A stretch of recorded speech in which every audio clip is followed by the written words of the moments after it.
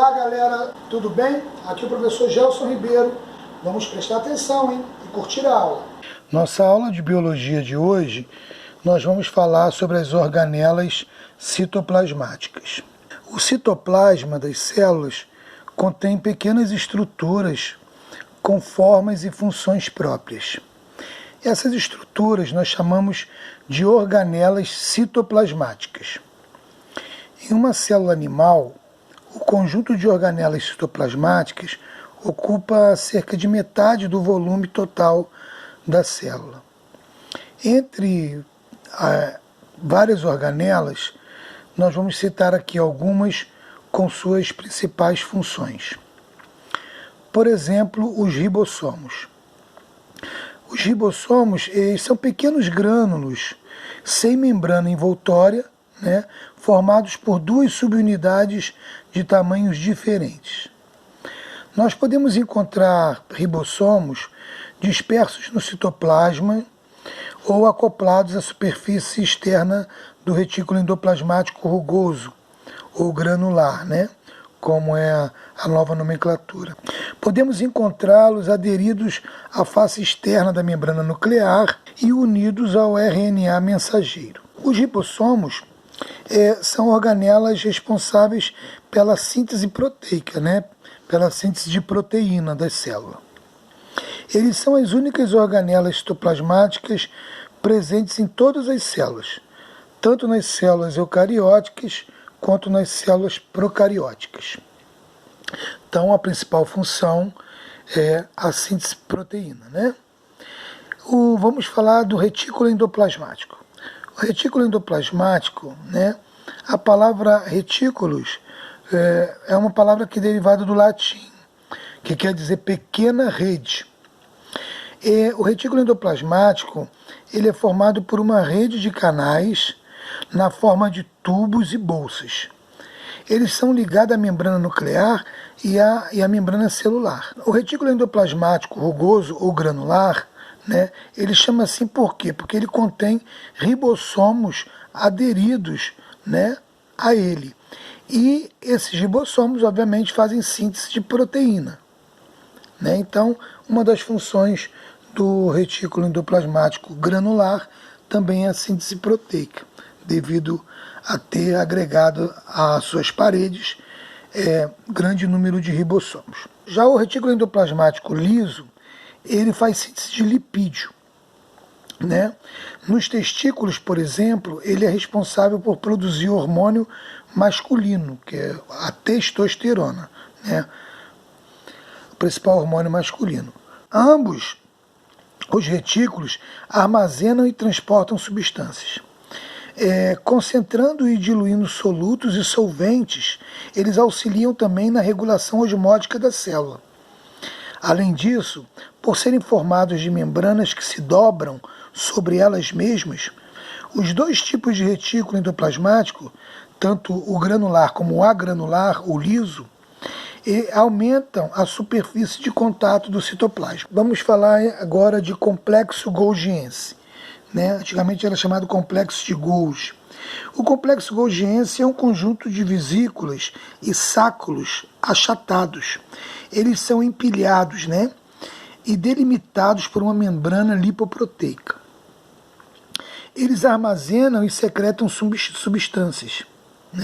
Essas são as principais funções do complexo golgiense: armazenar e secretar substâncias. Entretanto, ele também pode secretar a lamela média, localizada entre células vegetais. O complexo golgiense promove o armazenamento de várias substâncias sintetizadas nele mesmo e também no ergastoplasma. Depois de armazenadas, muitas dessas substâncias são secretadas pela célula. É o complexo golgiense que, junto ao retículo endoplasmático, dá origem também aos lisossomos, que são as estruturas relacionadas à digestão que ocorre dentro da célula, a digestão intracelular. Lisossomos. Os lisossomos vêm do grego lysis. Os lisossomos são pequenas bolsas de membrana lipoproteica que contêm enzimas hidrolíticas. Os lisossomos, como eu já falei anteriormente, são responsáveis pela digestão intracelular. Os lisossomos de uma célula não são todos iguais. Eles variam tanto em tamanho quanto em forma e composição, de acordo, obviamente, com o tipo específico de digestão que ele vai promover. Os lisossomos, como já falamos, originam-se no complexo golgiense. Peroxissomos. Os peroxissomos, eles são pequenas vesículas lipoproteicas. Elas estão, dentro delas, existem enzimas oxidantes. Os peroxissomos estão presentes em células eucarióticas animais e vegetais e só são visualizados no microscópio eletrônico, porque são muito pequenos. Cada célula nossa tem aproximadamente 400 peroxissomos. Os vacúolos também são organelas importantes. Vacúolos, eles são grandes bolsas de membrana lipoproteica. Eles estão presentes em células animais e vegetais. Entretanto, eles são muito maiores e mais evidentes nas células vegetais. É muito mais fácil a gente ver porque eles ocupam um espaço muito grande da célula vegetal. Mas eles podem ser vistos sem dificuldade com microscópio comum, chamado microscópio óptico. Há 3 tipos principais de vacúolos, dependendo das funções que eles desempenham.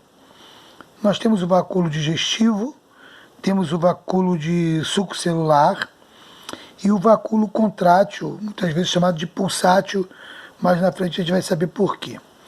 O vacúolo digestivo é o vacúolo responsável pelo processo de digestão, obviamente, digestão intracelular, por isso o vacúolo digestivo.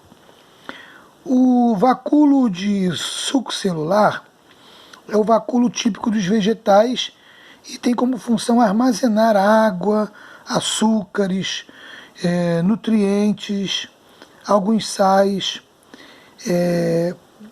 pigmentos, alguns metabólitos, moléculas tóxicas e outras substâncias que são solúveis, Aí vem a parte do vacúolo contrátil ou pulsátil, O vacúolo dos protozoários, que é um grupo de organismo unicelular, que vive em água doce, como por exemplo o paramécio, que é um protozoário ciliado, ele possui vacúolo contrátil ou pulsátil, porque como ele vive num meio com muita água, ele precisa do vacúolo para regular a quantidade de água, senão obviamente ele vai estourar de tanta água.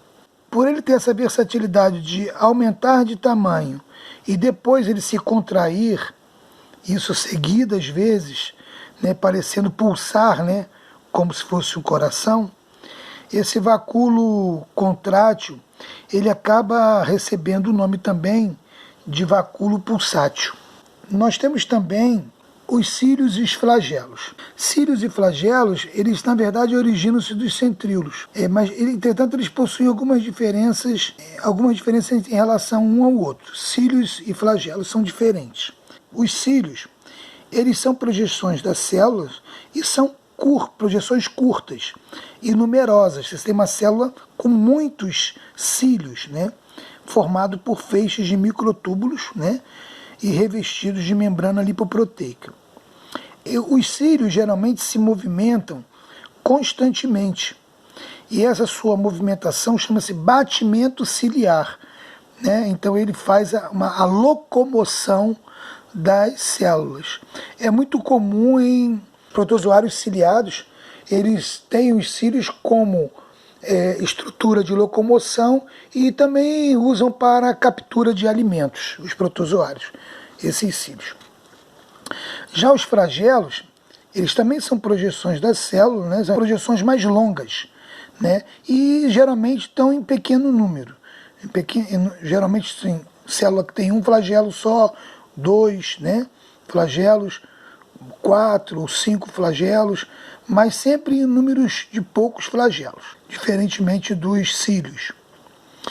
A movimentação do flagelo ele é sempre ondulante, semelhante a de um chicote se movimentando.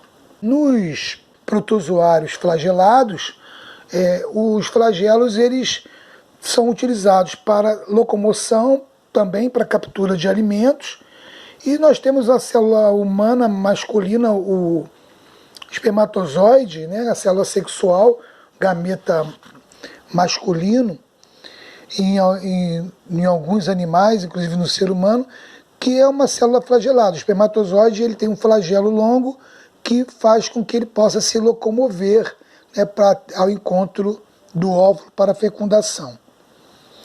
Ok? Na célula nós temos também uma estrutura de suma importância, que é a mitocôndria. A mitocôndria, gente, é uma organela citoplasmática ovalada, né? Ela é revestida por uma dupla membrana lipoproteica, né? A membrana externa é lisa e a membrana mais interna ela é preguiadinha, né? A mitocôndria, apesar de possuir seu próprio DNA, RNA e ribossomos, e com esses ela realiza a síntese proteica, poucas são as proteínas sintetizadas realmente no interior dessas mitocôndrias. A principal função da mitocôndria na célula e indispensável é a produção de energia, né? Porque a mitocôndria ela produz energia para as atividades celulares por meio de um processo que a gente chama de respiração celular, né? Então a moeda energética, né, é a ATP, adenosina trifosfato, né? A mitocôndria, então, ela é responsável pela produção de energia, pela respiração celular. Vamos falar agora de uma organela importante para células vegetais. Os cloroplastos. Os cloroplastos é uma palavra que vem do grego chloros, que quer dizer verde, né? Os cloroplastos, na verdade, são os cromoplastos mais abundantes nas células vegetais, né? Eles possuem clorofila, né, que é um pigmento verde sensível à luz, pela qual esses organismos fazem a fotossíntese, né? A fotossíntese só é possível graças à clorofila, que se encontra no interior dessa organela chamada cloroplasto. A clorofila se encontra na membrana do tilacoide. É ela que captura a energia solar para o cloroplasto sintetizar carboidratos no processo de fotossíntese. E dessa forma, né, os cloroplastos só fazem fotossíntese porque possuem clorofila no seu interior, né, que é o pigmento fotossintetizante da célula. Bom, eu acho que deu para esclarecer bastante dúvidas aí sobre algumas organelas celulares e suas principais funções. Então é isso, pessoal. Espero que tenham gostado da aula de hoje. Deixem seu like, comentem suas dúvidas e não se esqueçam de se inscrever no canal. Um grande beijo para todo mundo.